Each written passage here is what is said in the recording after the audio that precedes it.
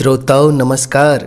लीजिए आज सुनते हैं मुंशी प्रेमचंद जी की एक और सुप्रसिद्ध कहानी सत्याग्रह।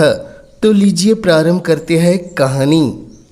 हिज एक्सलेंसी वायसराय बनारस आ रहे थे। सरकारी कर्मचारी छोटे से बड़े तक उनके स्वागत की तैयारियां कर रहे थे। इधर कांग्रेस ने शहर में हड़ताल मनाने की सूचना दे दी थी। इससे कर्मचारियों में बड़ी हलचल थी। एक ओर सड़कों पर झंडियां लगाई जा रही थी, सफाई हो रही थी, पंडाल बन रहा था। दूसरी ओर फौज और पुलिस के सिपाही संगीने चढ़ाए शहर की गलियों में और सड़कों पर कवायद करते फिरते थे। कर्मचारियों की सिरतोड़ कोशिश थी कि हड़ताल न होने पाए, मगर कांग्रेसियों की धुन थी कि हड़ताल हो और जरूर हो। अगर कर्मचारियों को पशुबल का जोर है तो हमें नैतिक बल का भरोसा। इस बार दोनों की परीक्षा हो जाए कि मैदान किसके हाथ रहता है। घोड़े पर सवार मजिस्ट्रेट सुबह से शाम तक दुकानदारों को धमकियां देता फिरता है कि एक एक को जेल भिजवा दूंगा, बाजार लुटवा दूंगा, यह करूंगा और वह करूंगा। दुकानदार हाथ बांध कर कहते, हुजूर बादशाह है, विधाता है, जो चाहे कर सकते हैं, पर हम क्या करें, कांग्रेस वाले हमें जीता नहीं छोड़ेंगे। हमारी दुकानों पर धरना देंगे, हमारे ऊपर बाल बढ़ाएंगे, कुएं में गिरेंगे, उपवास करेंगे। कौन जाने दो चार प्राण ही दे दे तो हमारे मुंह पर सदैव के लिए कालिख पुत जाएगी। हुजूर उन्हीं कांग्रेस वालों को समझाइए तो हमारे ऊपर बड़ा एहसान होगा। हड़ताल न करने से हमारी कुछ हानि थोड़े ही होगी।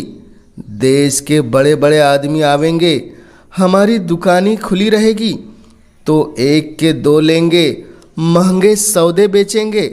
पर करे क्या, इन शैतानों से कोई बस भी तो नहीं चलता। राय हरनंदन साहब, राजा लालचंद और खान बहादुर मौलवी मोहम्मद अली तो कर्मचारियों से भी ज़्यादा बेचैन थे। मजिस्ट्रेट के साथ साथ और अकेले भी बड़ी कोशिश करते थे।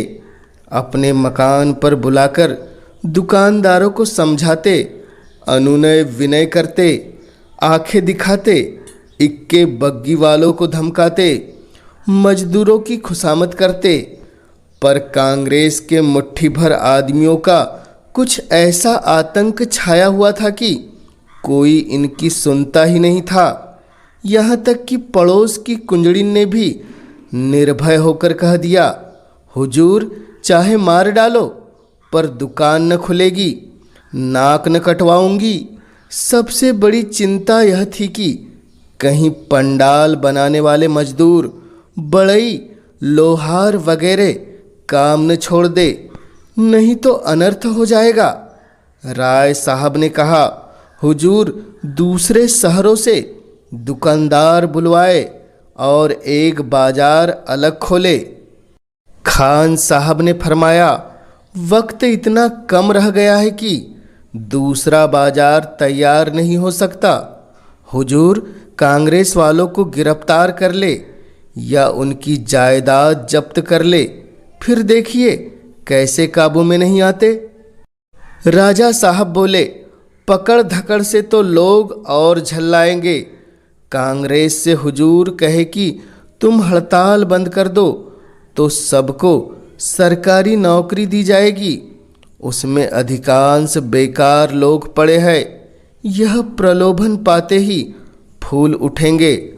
मगर मजिस्ट्रेट को कोई राय न जची। यहाँ तक कि वायसराय के आने में 3 दिन और रह गए।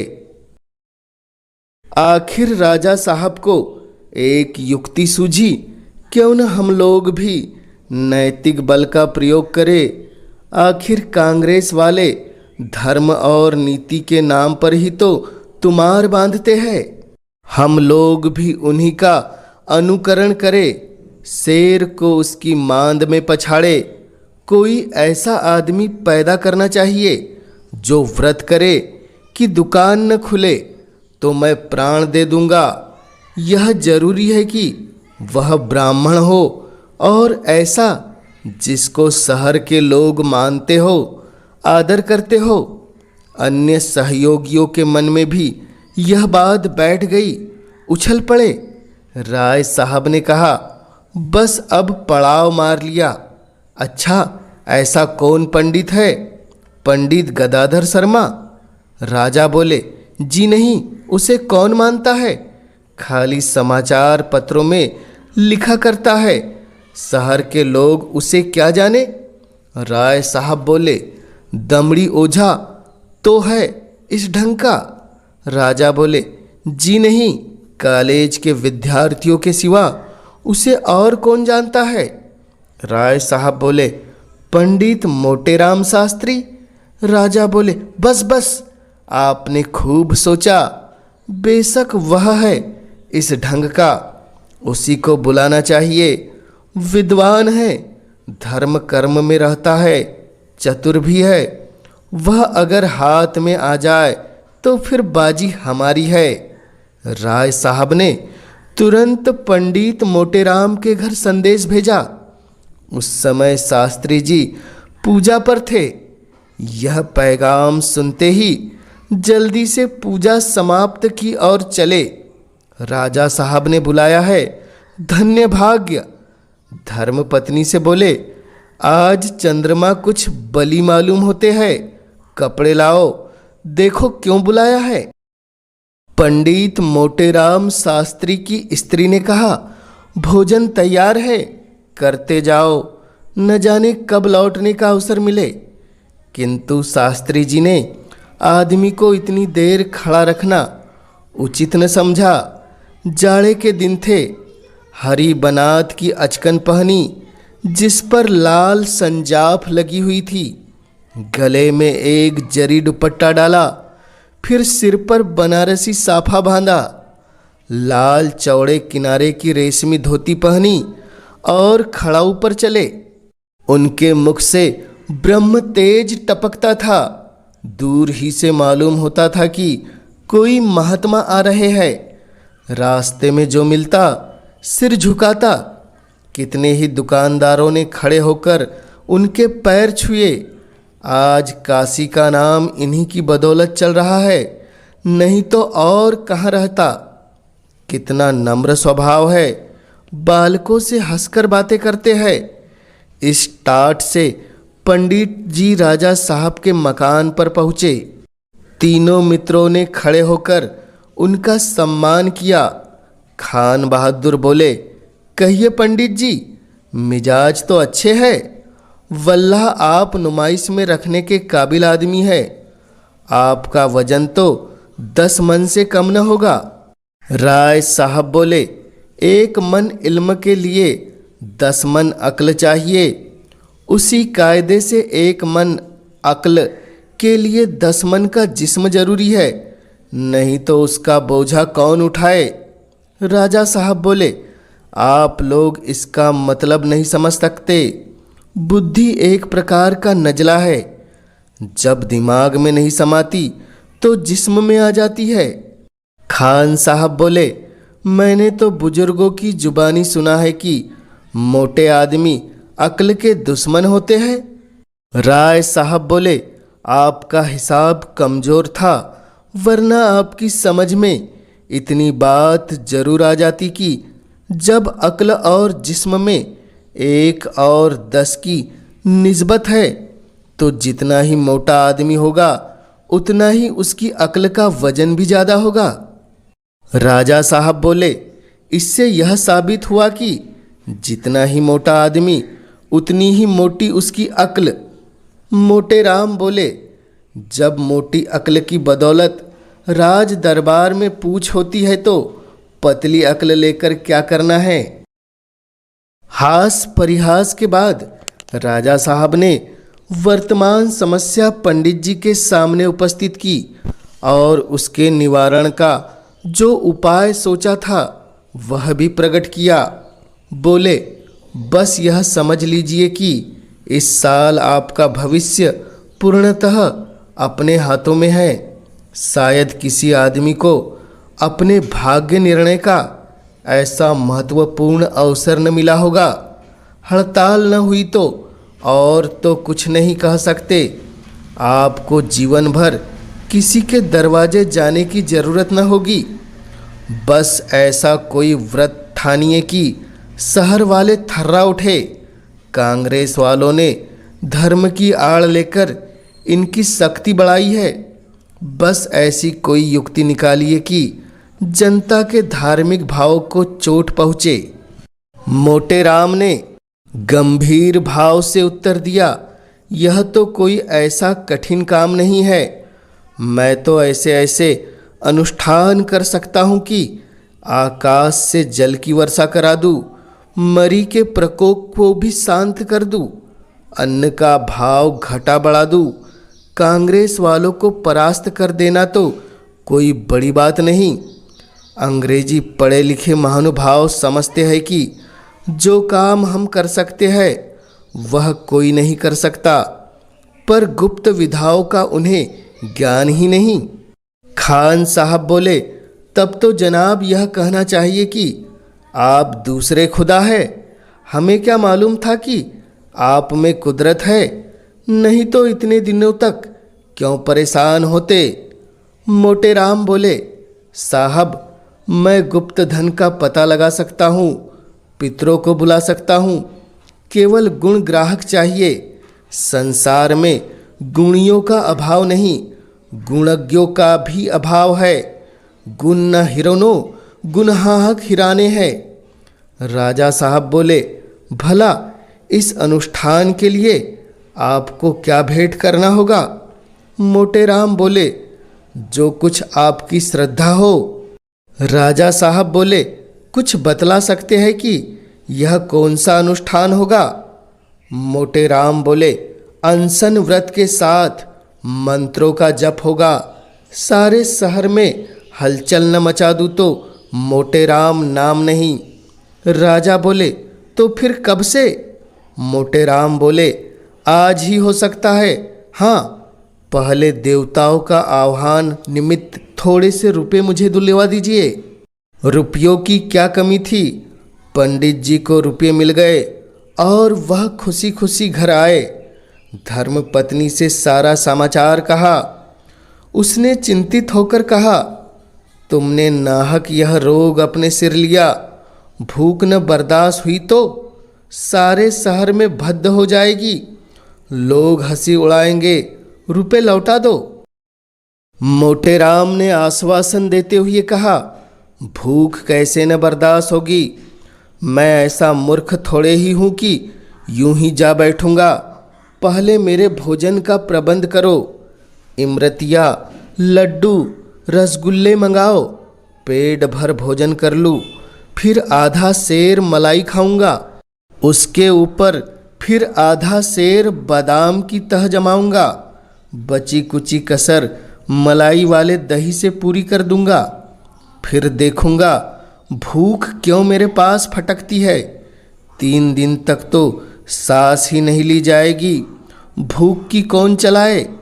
इतने में तो सारे शहर में खलबली मच जाएगी। भाग्य सूर्य उदय हुआ है। इस समय आगा पीछा करने से पछताना पड़ेगा। बाजार न बंद हुआ तो समझ लो माला माल हो जाऊंगा। नहीं तो यहाँ गांठ से क्या जाता है। 100 रुपये तो हाथ लग ही गए। इधर तो भोजन का प्रबंध हुआ, उधर पंडित मोटे राम ने डौंडी पिटवा दी कि संध्या के समय टाउन हॉल के मैदान में पंडित मोटे राम देश की राजनीतिक समस्याओं पर व्याख्यान देंगे। लोग अवश्य आए। पंडित जी सदैव राजनीतिक विषयों से अलग रहते थे। आज वह इस विषय पर कुछ बोलेंगे, सुनना चाहिए। लोगों को उत्सुकता हुई। पंडित जी का शहर में बड़ा मान था। नियत समय पर कई हजार आदमियों की भीड़ लग गई। पंडित जी घर से अच्छी तरह तैयार होकर पहुँचे। पेट इतना भरा था कि चलना कठिन था। ज्यों ही यह वहाँ पहुँचे, दर्शकों ने खड़े होकर उन्हें साष्टांग दंडवत प्रणाम किया।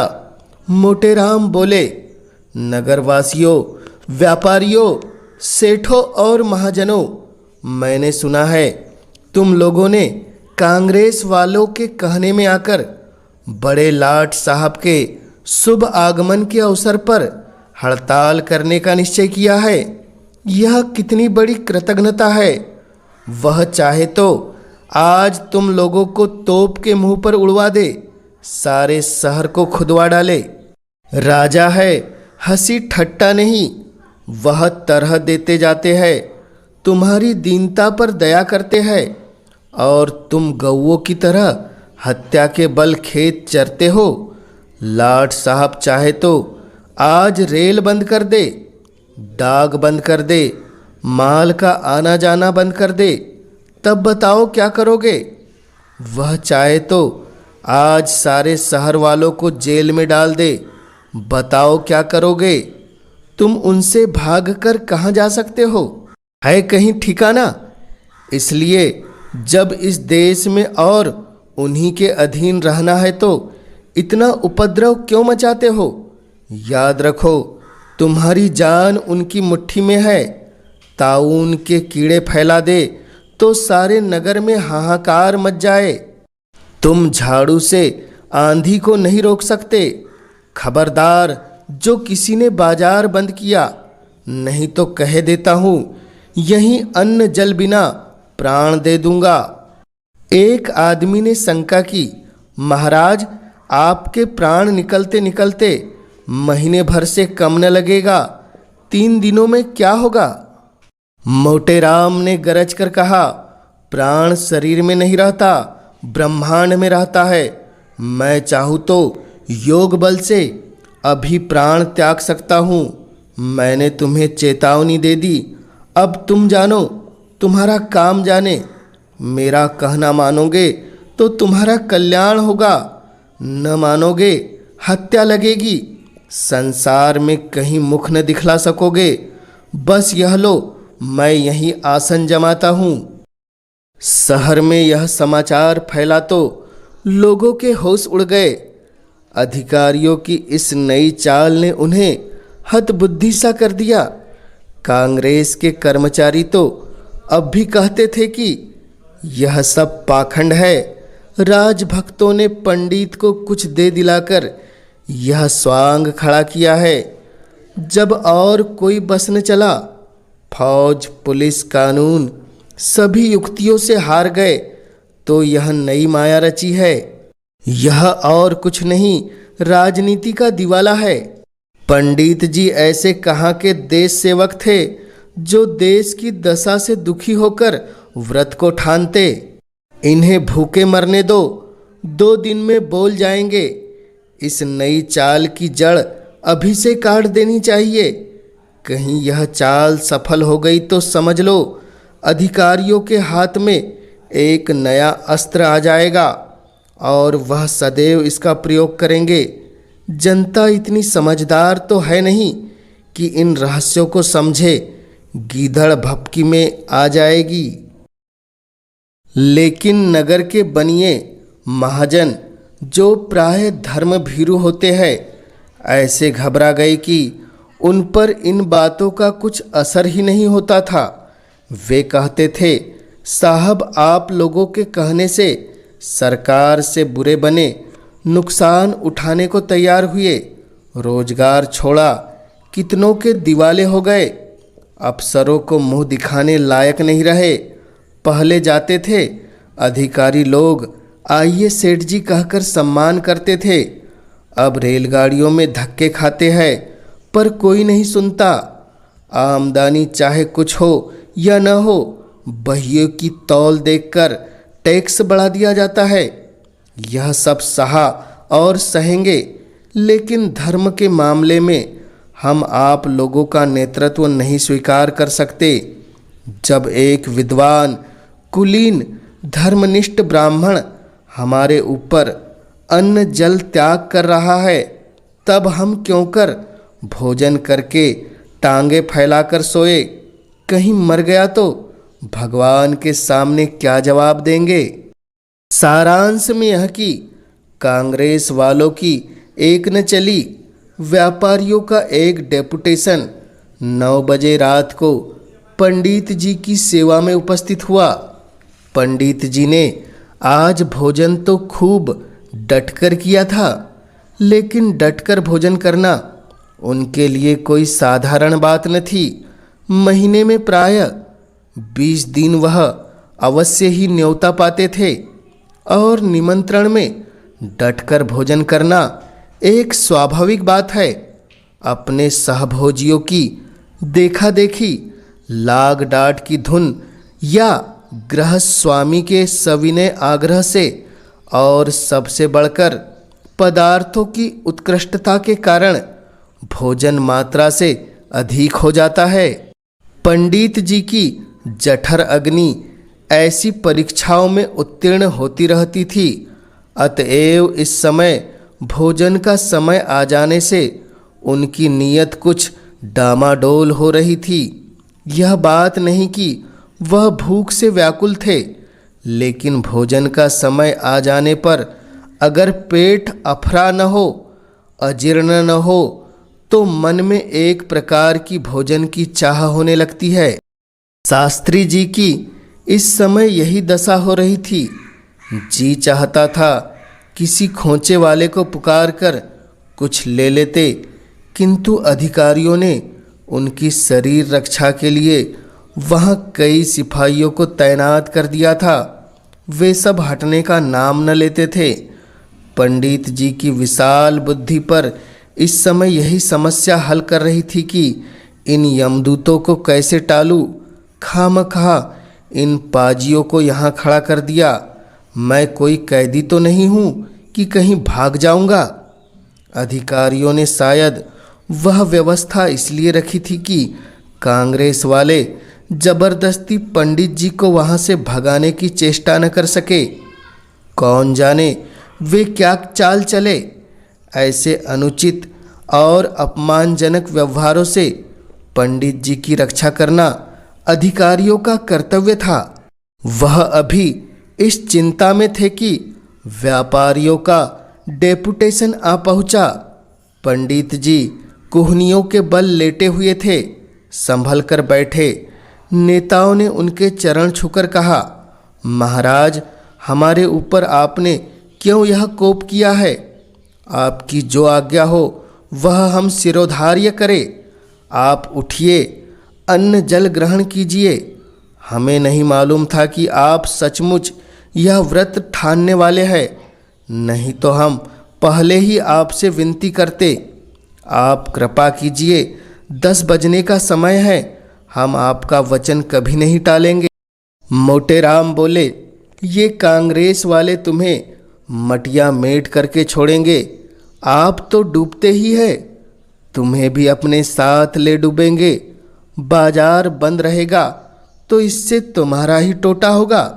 सरकार को क्या होगा? तुम नौकरी छोड़ दोगे, आप भूखे मरोगे, सरकार का क्या? तुम जेल जाओगे, आप चक्की पीसोगे, सरकार का क्या?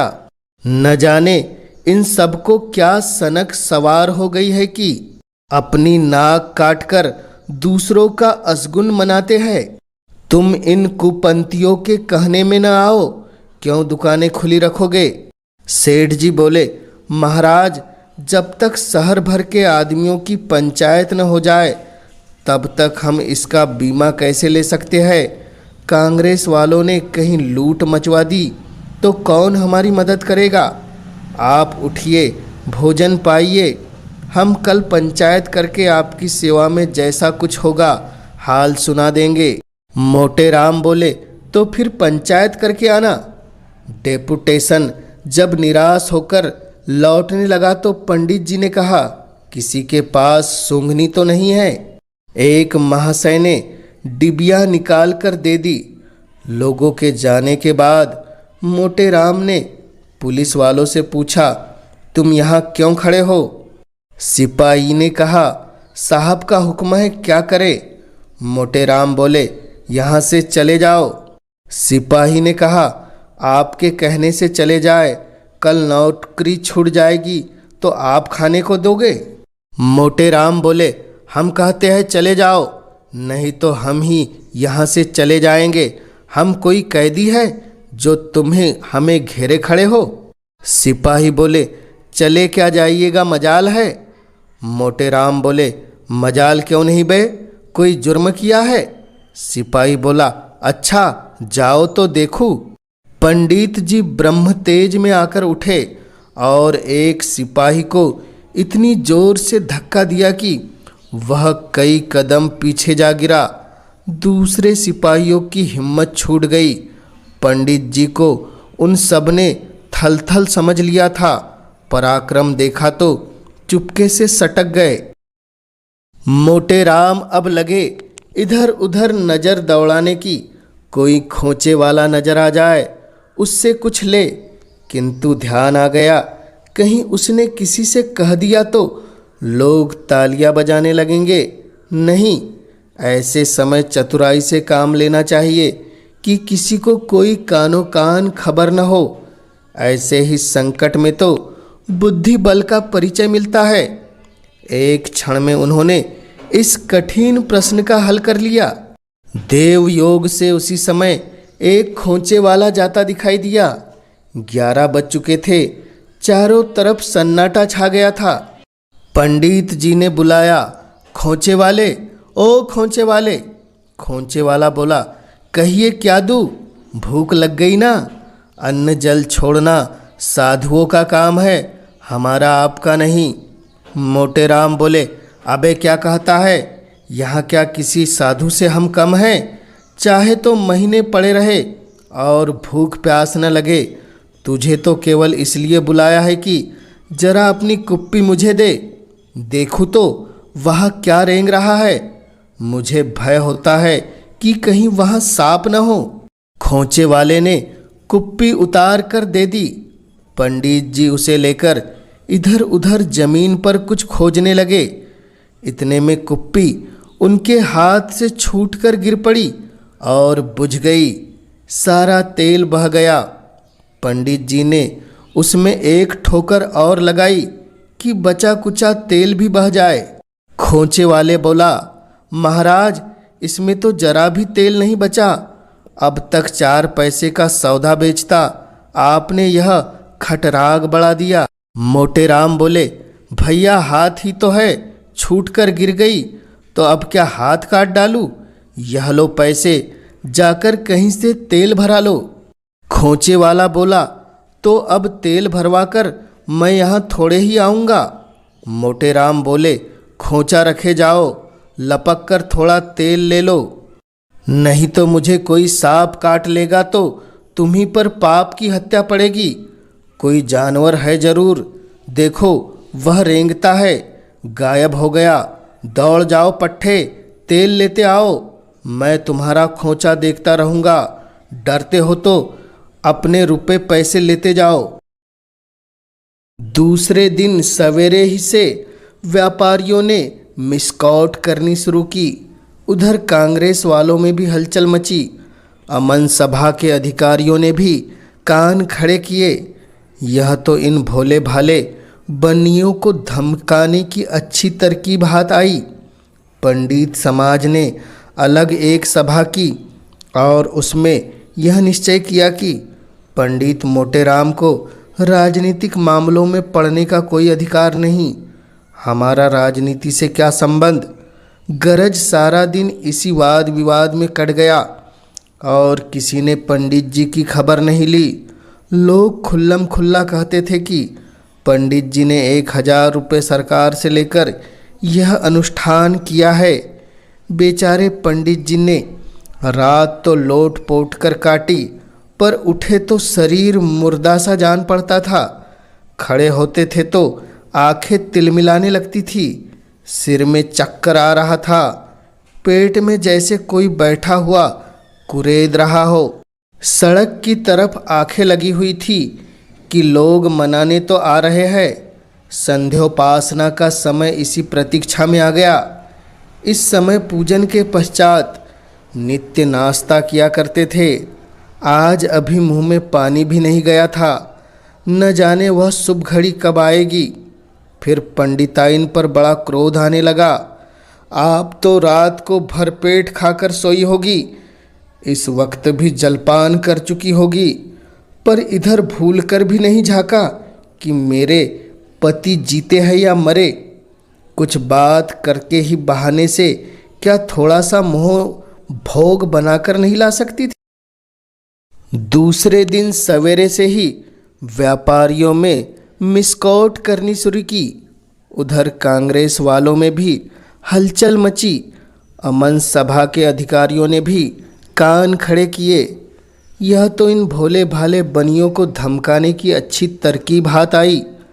पंडित समाज ने अलग से एक सभा की और उसमें यह निश्चय किया कि पंडित मोटेराम को राजनीतिक मामलों में पड़ने का कोई अधिकार नहीं। हमारा राजनीति से क्या संबंध।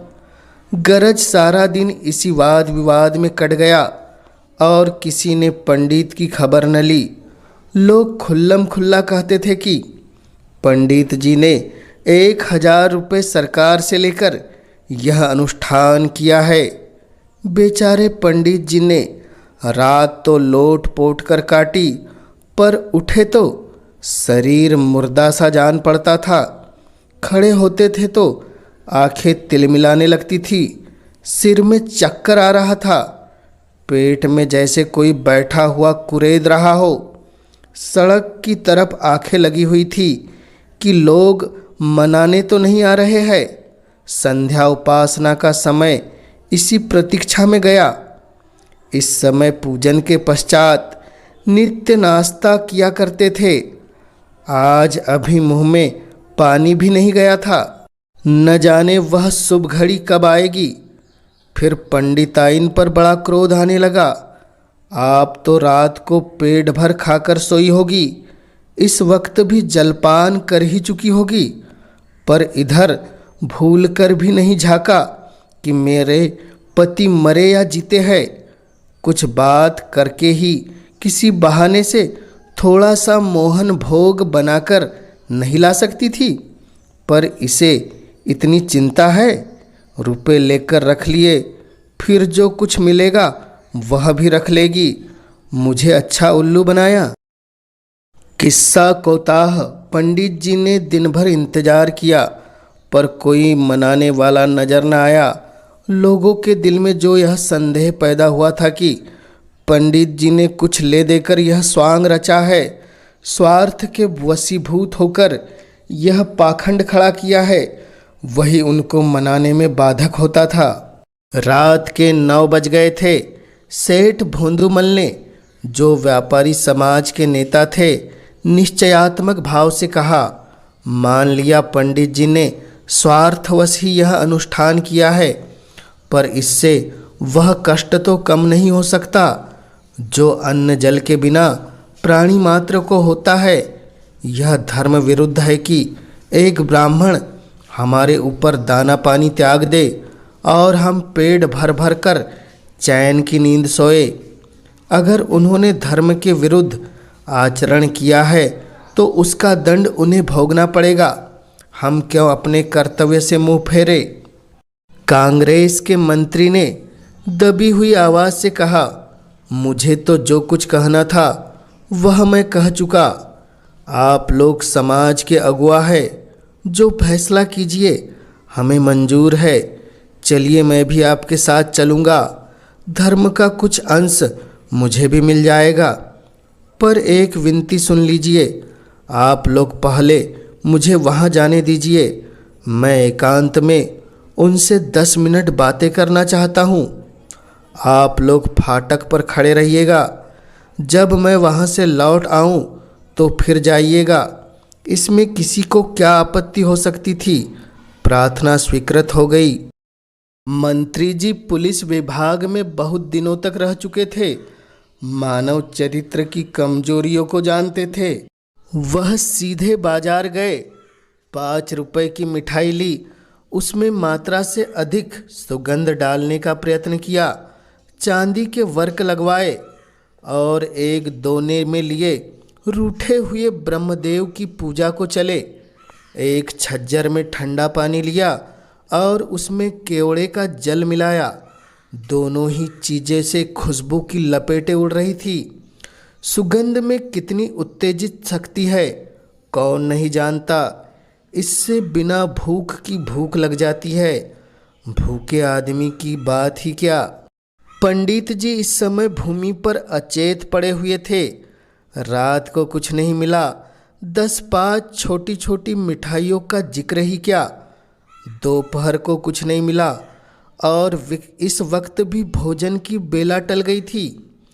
भूख में अब आशा की व्याकुलता नहीं, निराशा की शिथिलता थी।